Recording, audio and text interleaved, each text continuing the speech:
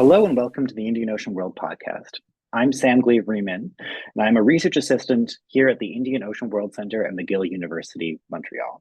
Today, I'm delighted to be joined by Julien Greschner, a recent graduate from the MA program in the Department of Geography here at McGill. And today we'll be discussing his master's thesis from spring of 2023 entitled Solutions to Poverty According to Those Who Live It, Case Studies in Manyatta B Informal Settlement, Kisumu, Kenya. Julien, welcome. And thank you very much. Nice to be here. Yeah, very, very great to finally have you. We've been trying to get you on the show for a couple months now. So I just want to start with a general question, as we always do. Can you tell us about the origins of this research project? What led you to Kenya and to Manyatta in particular? And what were your basic research questions? Yeah, sure. So it's a long story, so I'll try to make it not too long. But essentially, when I was doing my bachelor's at McGill, I enrolled in one of their field study semester programs. They have one of their programs in Africa, and in East Africa, to be more precise. We traveled to 3 countries: Kenya, Uganda, and Tanzania. And that was back in 2019, and that was my first kind of introduction to the region. So basically, this program brings a group of roughly 30 students to East Africa for a full semester during the winter. So you do all your credits there. So that was when I first encountered this new environment. I had never been in the global south before, so that was a first for me. That's where also I met my supervisor, Jon Unruh, who was the director of the program, still the acting director today. So for me, it just started as this big amazement in discovering this new region of the world, this new culture, and just becoming very curious about it. And after I came back from the program, I felt I had just scratched the surface and wanted to explore more. So I stayed involved with the McGill program, and I worked on it for the past 3-4 years. And every time I was coming back, there was always this idea of doing a master's. And after redoing the program for the first time as a staff member, I decided that I should embark on this journey. And I used my time there essentially to inspire me into a original research project.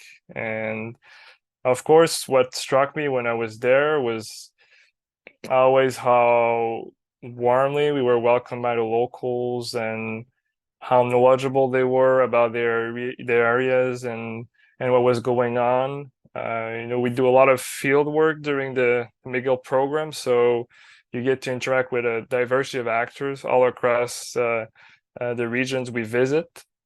So I was just really curious about development from a bottom-up perspective, and that's kind of where my idea was born.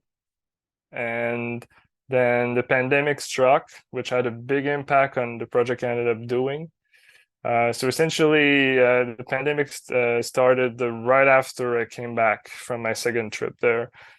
So that's the end of my first time as a staff member. So I was already applied for the master's. I had roughly an idea what I wanted to do, but now was it feasible? So to give context to the listeners, fieldwork was kind of suspended for almost 2 years at McGill, international fieldwork at least. So when I came in, it was really not clear if I would be able to do that project at all. So I had either the choice of waiting until things opened up again, which at that time nobody knew when it would be, but everybody was hopeful it would be just a couple months, or changing my project. So I decided to stick with it, and it ended up taking 2 years for me to go do my field work. But what I designed my project, it's around local solutions for poverty reduction. I designed it in a very general kind of manner so it could adapt to anywhere I would eventually maybe be able to go. So I guess that's the first part of the idea. I wanted to work on poverty. I wanted to work on bottom-up solutions. And then the second part of the story is how I happened up to go in that precise area of the Manyatta B Informal Settlement in Kisumu. So that actually only happened later in this project stage because I didn't know, I couldn't kind of go and explore potential field site because I couldn't go in the field. So I decided to use the time I had and start learning Swahili, which is the main lingua franca in the region. And I found a tutor, a platform called italki. Essentially, it's like a marketplace for tutors. So you can find a tutor in the specific country you want to go. So of course, there's always language variations from country to country. So I wanted to go to Kenya. So I found a Kenyan tutor, and he happened to be in Kisumu. And at first, I was just seeing him as a language tutor, and I studied with him for over a year, and then it looked like things were opening up at the McGill site for field work. And he happened to have this school in the Manyatta B Informal Settlement. So we had become good friends at that point. He was well aware of the project I was doing. So I just talked to him about it and said, hey, what do you think about this project? Do you think it's something that's interesting and it's something you might want to be part of? I think where your area could be a good place to do it. And he was all for it. He loved the project. And that's kind of where things started. That's how I picked my site, because with the short time frame I had, I needed to go to a place that if I couldn't visit before I do the actual field work, it would at least be familiar in some sense that I could have a very strong contact in the field to guide me through it. Because normally what I would do would be to visit the site, and then once you pick your site, you would come back later to do the actual project once you're really familiar. But because of the pandemic, I kind of had only one shot at going in the field and doing the research to finish in time my master's. So I had kind of to improvise. Yeah.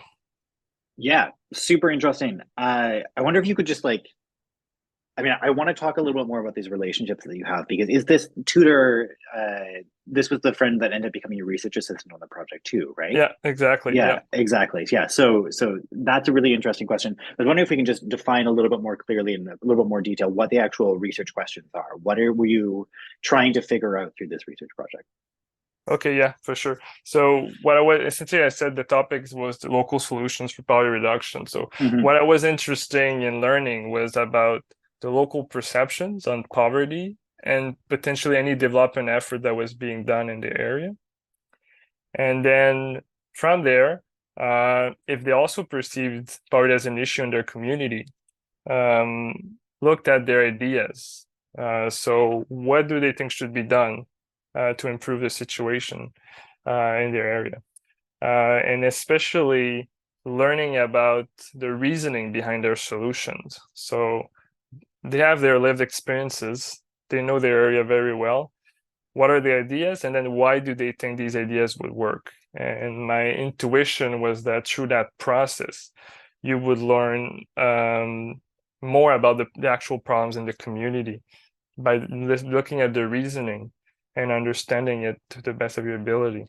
Yeah, super interesting, and that does come out through your thesis as well. Ducking back again to talk about your research assistant, can you talk a little bit about his involvement in the project, but also kind of the day-to-day research process? What was your actual methodology on the ground talking to folks? Yeah, for sure. So essentially, like I said, my research assistant had started a school in the informal settlement about 2 years prior to my research. So he was really my way into the community, because he's well known in the area. He's very well respected because he brought us a really good school in an area that usually doesn't have them. He's very driven. So through him, I kind of was able to build this trust with the locals, because of course they see all sorts of people coming through. And there's especially a big impact. I'm sure we're going to talk about it later about positionality, me as a Western researcher coming to that community. But the day-to-day process, essentially what it looked like is we were not trying to do a project where we would get kind of this generalized picture of everything that's happening in the community.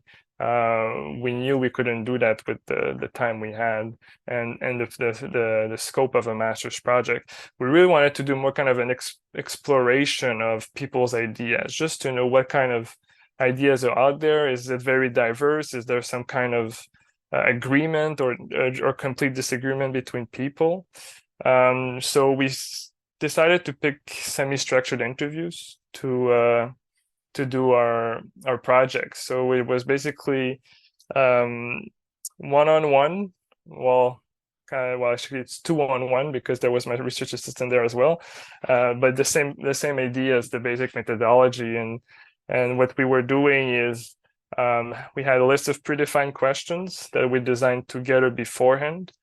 So essentially, we come from two very different backgrounds, different cultures, different countries. So the goal was to, by working together, that's why I wanted to have a research assistant, we could kind of design something that would meet both of our perspectives and hopefully bring about more knowledge by mixing the two.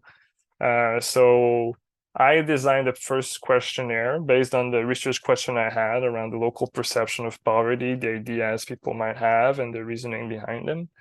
And then revised it with my research assistant and found the right wording. Then translated all of that into Swahili. Essentially, I had about an intermediate level of Swahili, and the area I was in had a lot of languages being spoken, Swahili being one of the main ones everybody understood, but my research assistant conducted several interviews when they were in a language I could not speak. So the English one I conducted, the Swahili ones he conducted, and he also had his tribal language that we did a couple interviews in. So it was really a mix, and essentially the research interview process, it was up to an hour, and taking the time before diving into the research questions to really kind of build a rapport with the respondent. So it would be more kind of less formal in a way, because there is, I guess I could dive into it really now, but me coming in the community with the positionality aspect of it, being a Western researcher, white male, of course it comes loaded with stereotypes from the locals. Stereotypes, but I mean that is preconceived images about possibly my level of influence, my wealth, all of that.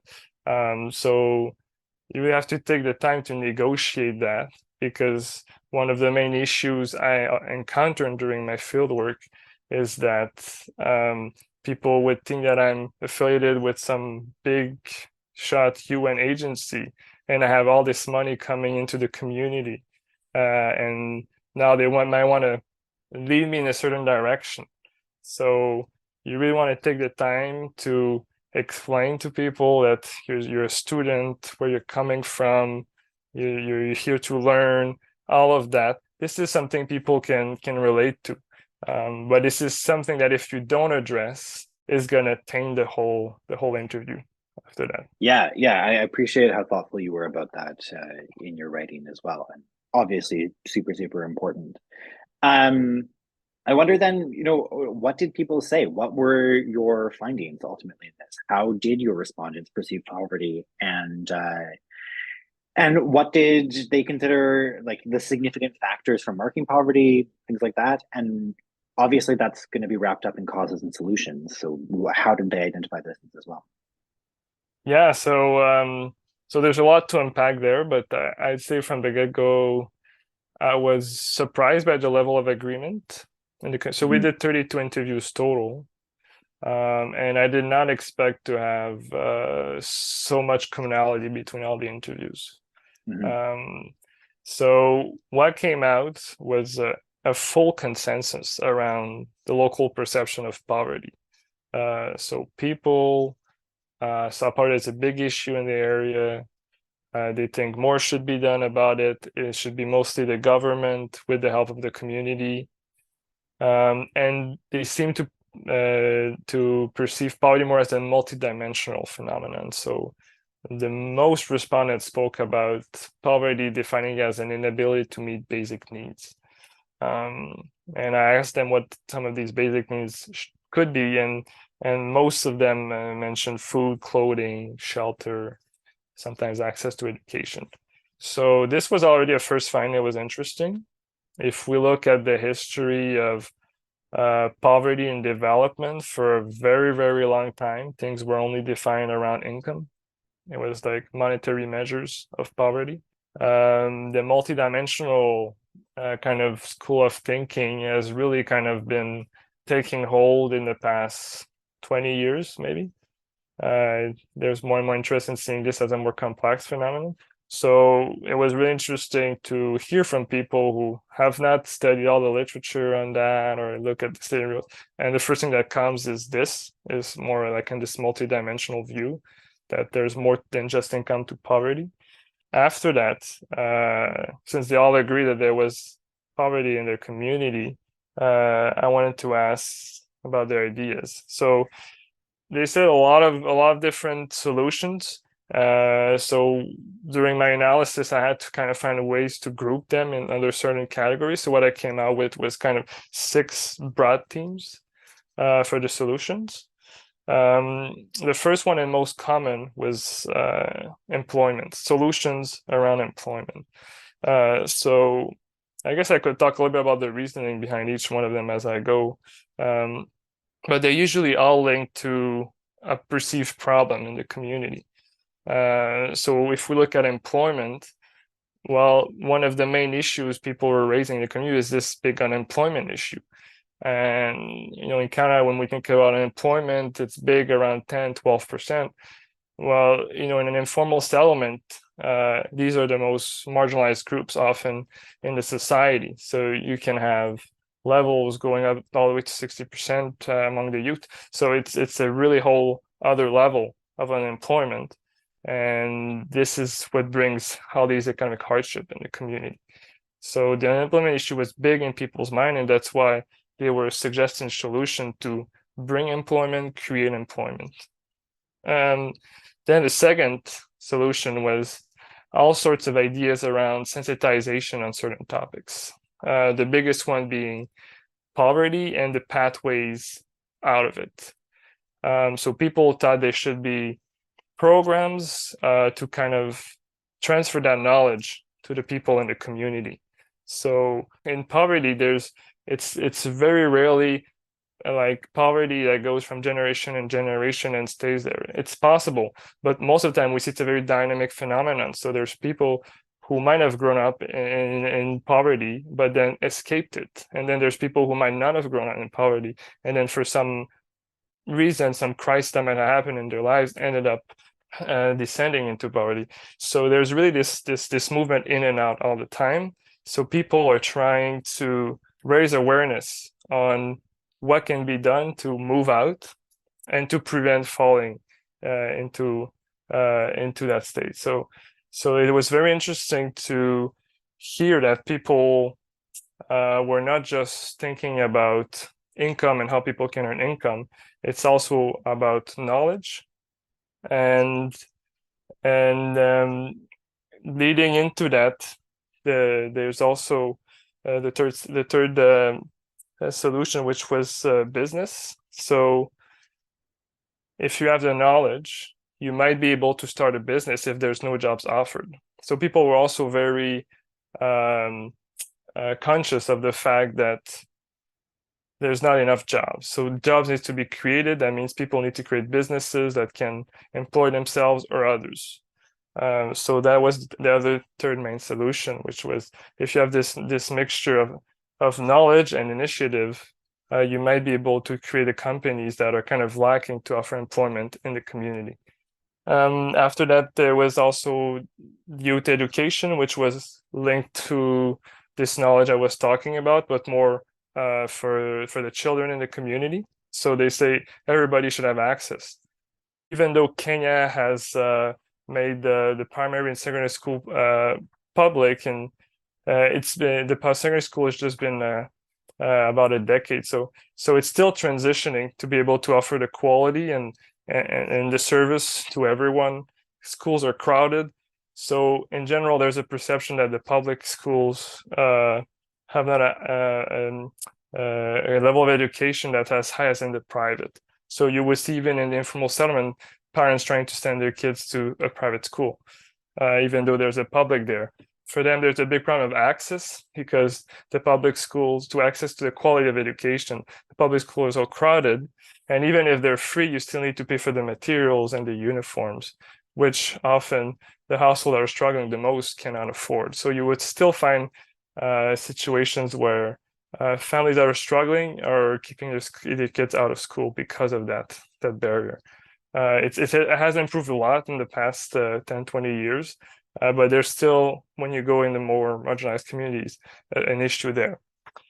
And finally, the fifth solution and sixth, the fifth one is empowerment. So that's more of the psychological aspect of poverty for the community.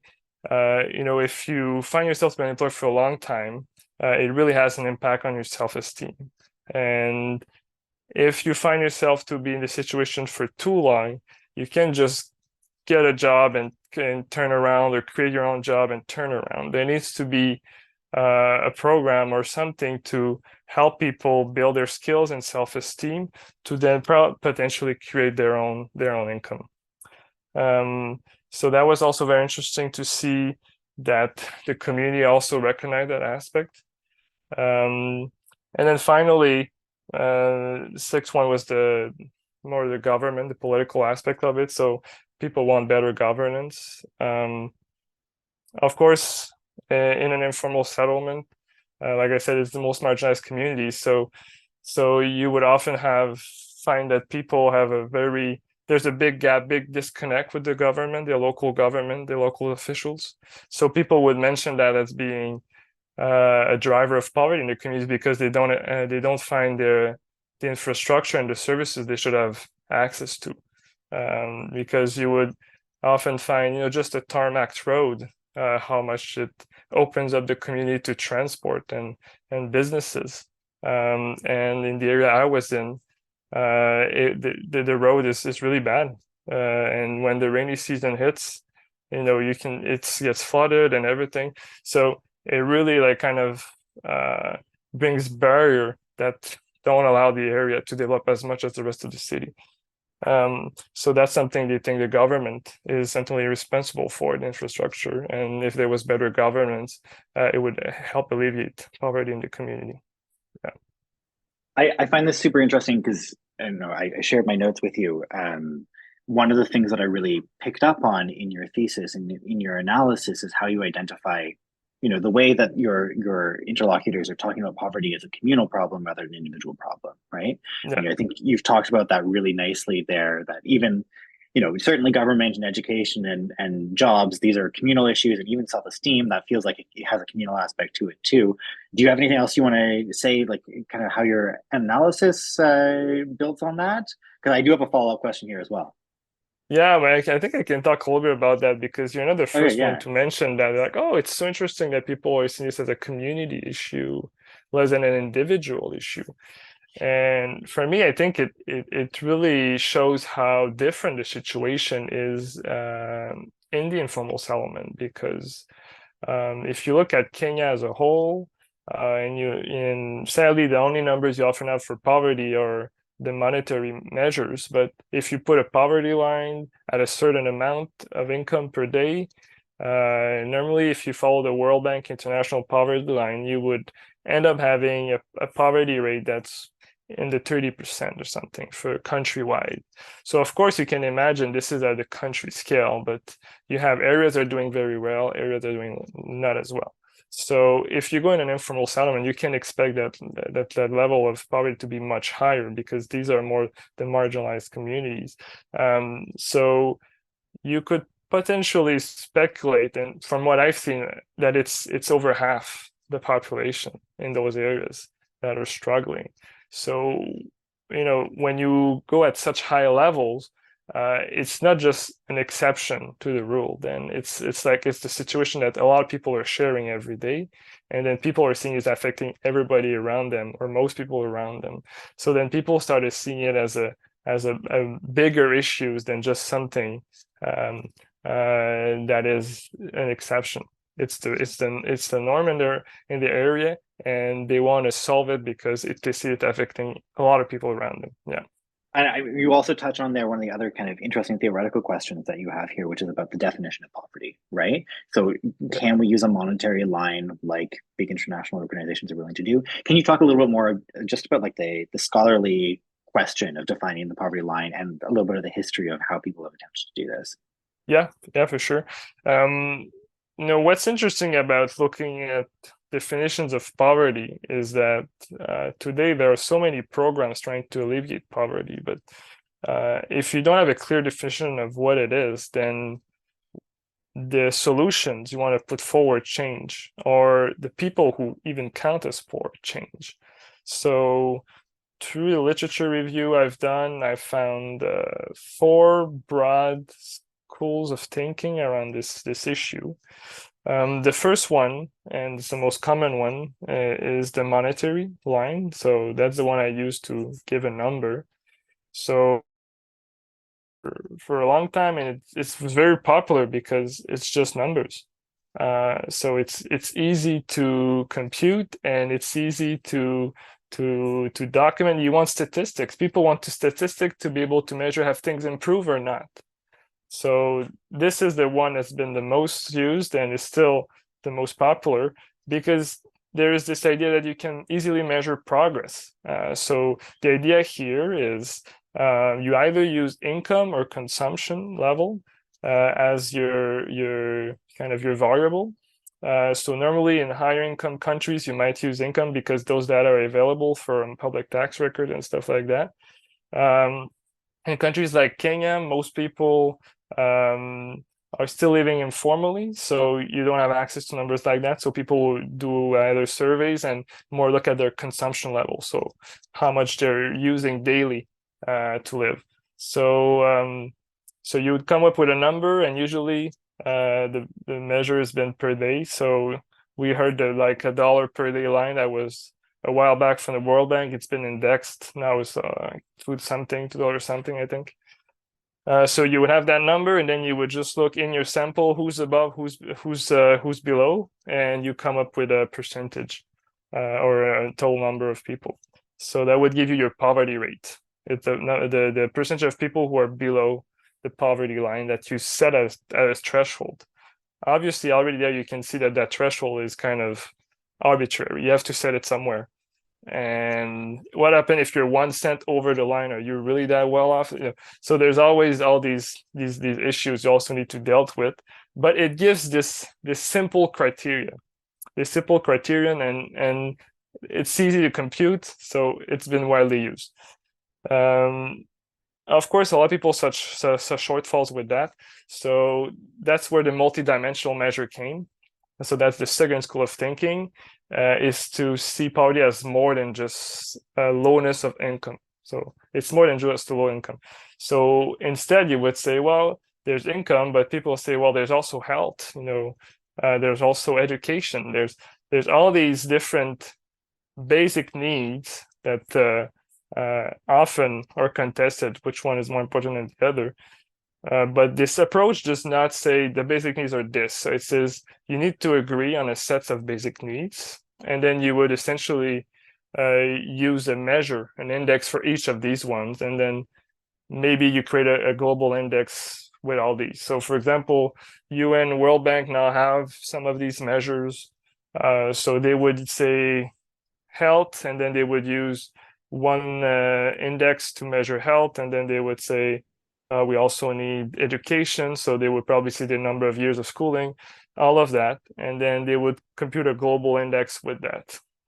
So what we find with these measures is that there is some overlap, but not that much. So the people who are identified as poor or non-poor change. So that's why it brought into light the importance of the definition you're using, because the programs won't target the same people, and they won't implement the same kind of programs. Then the third one, that's the social inclusion one, social exclusion one. So this one is more popular in higher income countries, where you find a lower percentage of poverty usually. So it sees more poverty as a social phenomenon that excludes certain group from participation in the normal like economic activities or cultural patterns. So this one, for example, in my case, was not used at all. And we talked about because there's this community definition. So they don't see it as a problem affecting just one specific group. They see it as a problem affecting the whole. But in higher income countries, like in Canada, we often have these narratives are on certain groups that are more marginalized than others and are experiencing higher levels of poverty than the regular population. So if you have a measure like that, obviously you can get a number out of it, but it brings a whole different perspective on solutions. I mean, you want to hear things that can bring social change, help marginalized group, and kind of repair some imbalances in your society. So this is very different than saying we just need to raise income, and you bring about programs to kind of give jobs or transfer money or et cetera, et cetera. And then the fourth school of thinking, which is not a kind of a definition in itself, but it's an approach, is the participatory methods.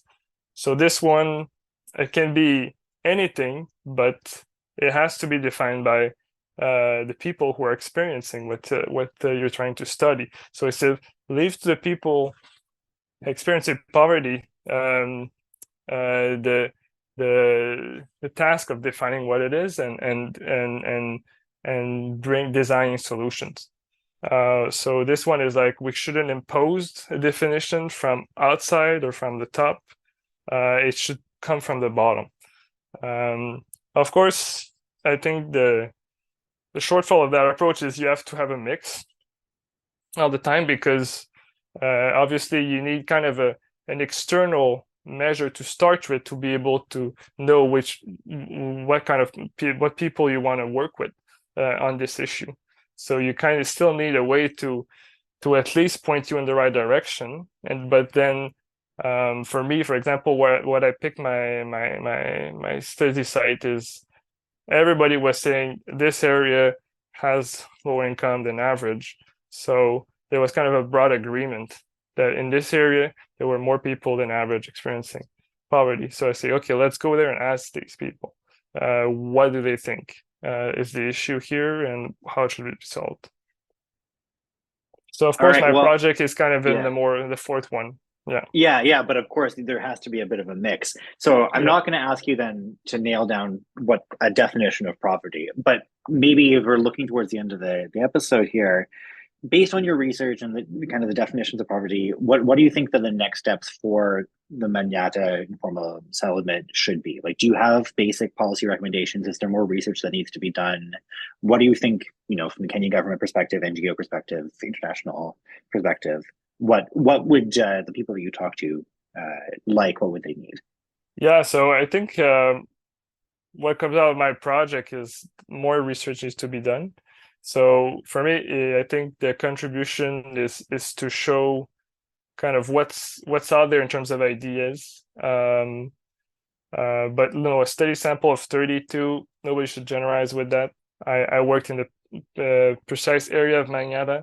So my goal here is not to have these huge policy recommendation. It was more to kind of challenge this idea that we can have one policy for all and showing all the diversity at the bottom. But I think there's some general and practical implication that come out of the project if you think about policy, about the government.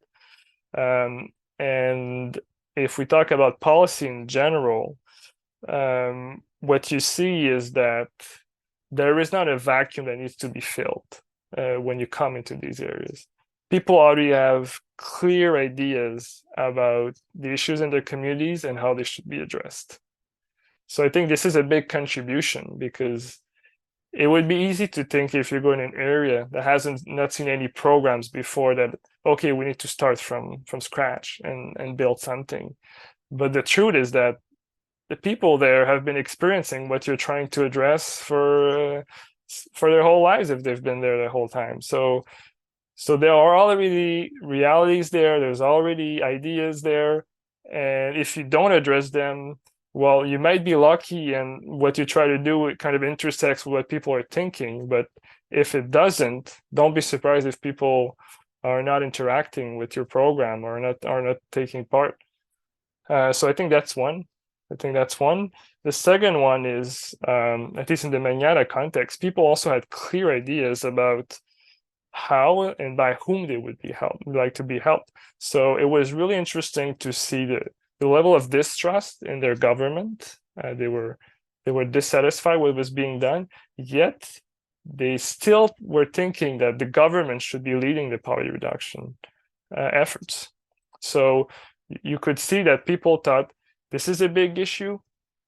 The government should be the first actor, then the community, third, maybe humanitarian actors. So there was also consensus there that humanitarian actors, they're welcome, but it should be in a secondary role.